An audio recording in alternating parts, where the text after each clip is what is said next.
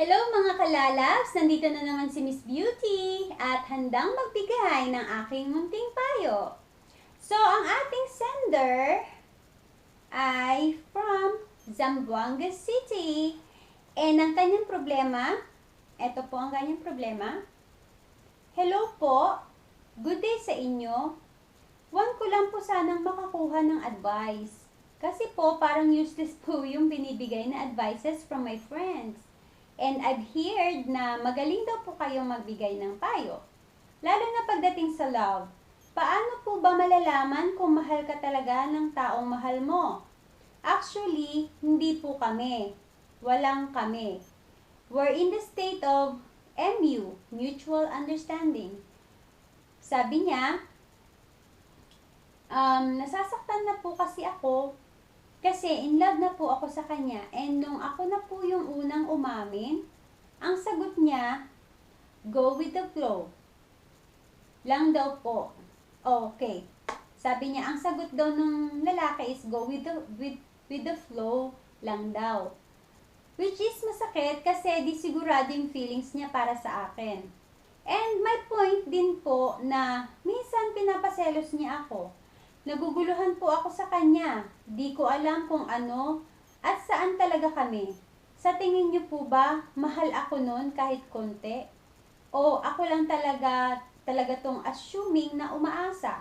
Sana po mapayuhan niyo po ako. Maraming salamat po. Okay.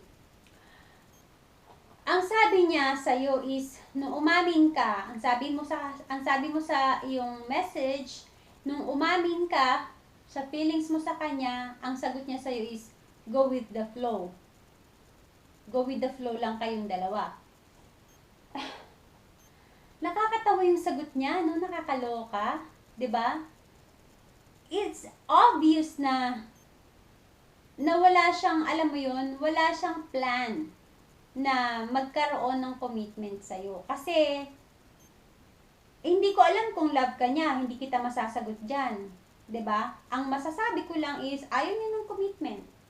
Kasi may mga tao na mahal ka.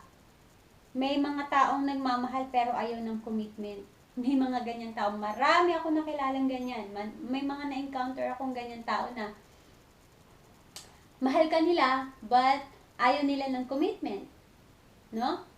So, hindi ko lang sure kung mahal ka niya, 'di ba? Or pinaglalaroan ka lang niya. 'Di ba? So ngayon, nasa sayo na yung pagpapasya niyan eh. 'Di ba? Ikaw ba mag-go with the flow ka kahit na walang assurance? 'Di ba? Parang ano 'yan, naglalaro kayong dalawa, 'di ba? So, magdesisyon ka para sa sarili mo, 'di ba? Walang ibang magdidesisyon para sa sarili mo. Kasi katulad niyan, nag-go with the flow ka na nga. 'Di ba? Ano pa ba yung ginagawa mo? 'Di ba? Go with the flow na nga. Pero nasasaktan ka pa rin. 'Di ba? Hindi mo type yung mga ganyang go with the flow kasi ang gusto mo may assurance ka.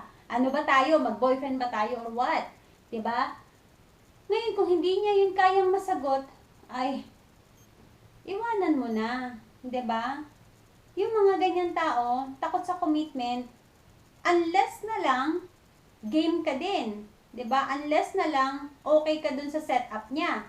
Kasi marami akong na-encounter na ganyan na ang tawag nila diyan ay open relationship, yung pag magkasama sila, pero pag hindi, willing silang mag-boyfriend na ng iba, mag-girlfriend ng iba, ganyan. Pero pag pero wala silang talagang, alam mo yun, official na agreement or commitment sa isa't isa. 'Di ba? Ngayon, kung willing ka sa ganyang setup, go ahead. 'Di ba? Pero kung hindi, and obviously, ayaw mo dahil nasasaktan ka nga, let go na be. 'Di ba? Kasi, ano yan eh, yun ang nakikita ko. Ayaw niya ng commitment or hindi pa siya ready magkaroon ng commitment. Okay?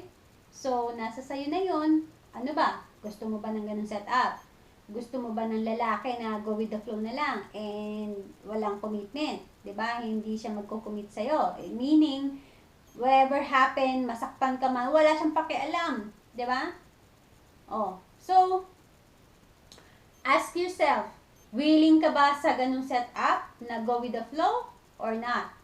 Diba? Kaya mo bang i-tolerate yung sakit na kapag mag-go with the flow ka with him, nasasaktan ka? Kaya mo bang i-tolerate yon? Kung sa tingin mo kaya mo, go ahead.